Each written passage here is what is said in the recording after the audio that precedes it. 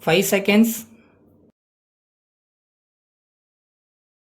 Start. Mr. Speaker Sir, I beg to move the cut motion standing in my name. I wish to point out that there is great need to waive the sales tax on perishable articles like fruits, fish, etc. I am not saying that the government should waive the sales tax altogether, but I want that certain commodities should be exempted from sales tax. In this connection, I would like to say that the income from sales tax has been very good. But at the same time, the government do not see the hardship caused by this tax to the poor people. There is almost no commodity in our country that can be sold or purchased without sales tax. To that extent, the government deserve congratulations. But I do not know why the government should not exempt a few perishable articles from sales tax. As we know, a man's basic requirement is food, and I am sure that if sales tax on food is waived, there will not be much loss of income for the government. We have no quarrel with the government if they come forward to impose a higher rate of sales tax on luxuries. There are certain luxuries like motor car, diamond and gold.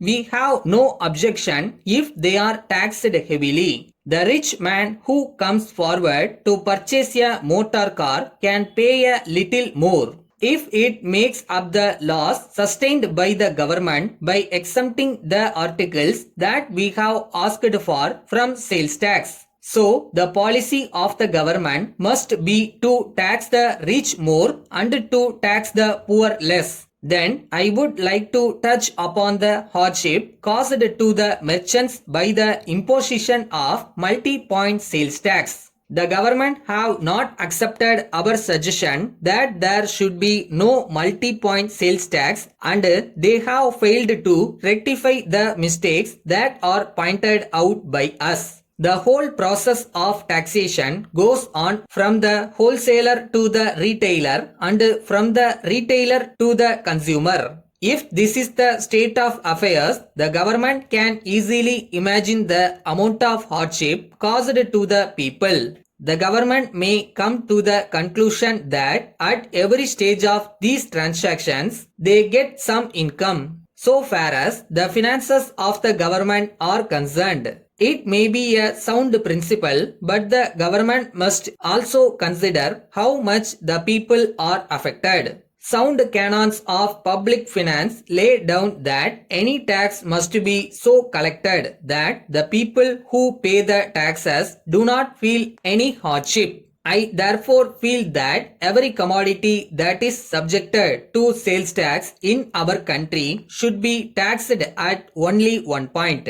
The finance minister was pleading yesterday that if the officials were not vigilant enough to see that the commodity was taxed at the first point, it was likely to be brought to the consumer without being taxed.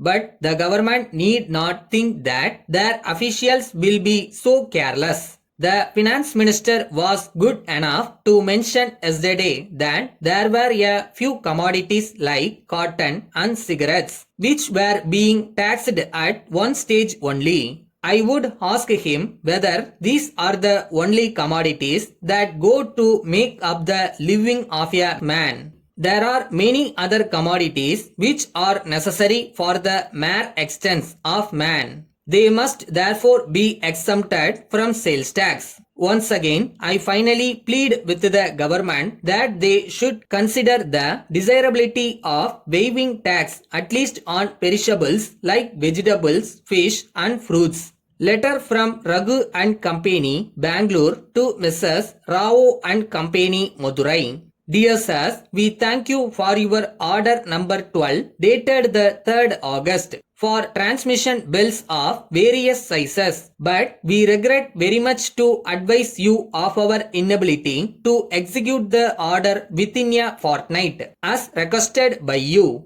We would like to inform you that in recent months there has been a great rush of orders for our goods, and in spite of our best efforts, We have not been able to cope with them successfully. As a matter of fact, our factory is fully booked with orders already on hand, and we think that it will take at least a month to clear them. However, we would like to point out that we are making every effort to speed up delivery of goods, and in fairness to all our customers, all orders are being handled in strict rotation. We regret very much the inconvenience that may be caused to you by this delay, and we hope and trust that it will be convenient for you to allow us this extension of time in the special circumstances that we have explained above. We have great pleasure in informing you that we have already booked your order provisionally, but we would be grateful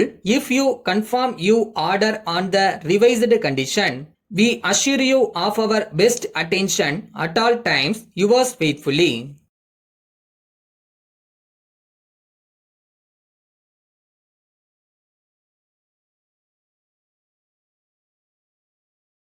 நூறு பேர் 1000 பேர் சொல்லுவாங்க, அதெல்லாம் நீங்க காதுல போட்டுக்காதீங்க. உங்களுக்குள்ள ஒருத்தன் சொல்றான்ல, அவனை நம்புங்க, கடவுளை நம்புங்க, கண்டிப்பா ஜெயிப்பீங்க.